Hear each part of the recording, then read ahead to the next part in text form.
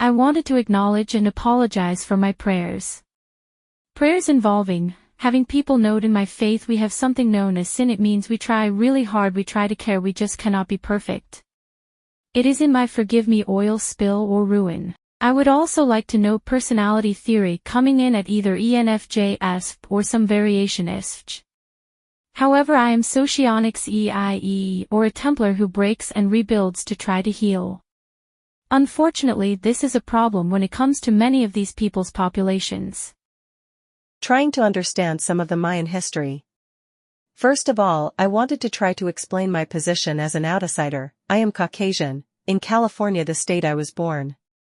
The Mayan culture and are highly regarded, they are hugely respected along with all members of the Native American ethnic group. Today we are going to go into some of the history of this amazing and warm as well as attractive and beautiful people, what they did and continue to do. We are also going to go into some things that may appear disparaging.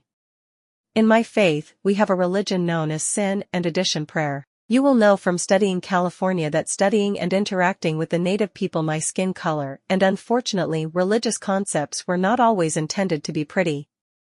Praying things like having descendants go away is hard.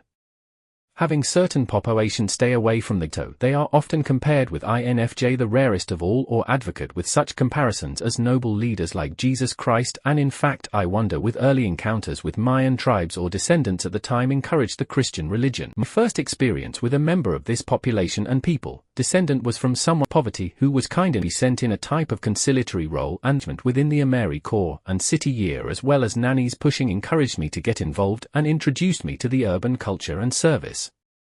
They also were some of the first people to develop programs to help support the Spanish and pretty and young girl offshoots, to provide for the pain and madness suffered by the Spanish, who are so far from home, and in so doing were able to save thousands of people and touch and influence thousands plus for great.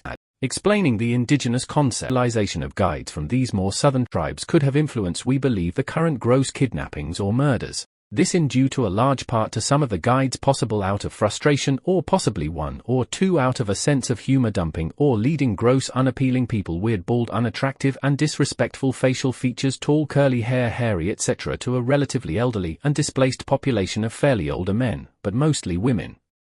They were driven from one watering hole the next, refugees.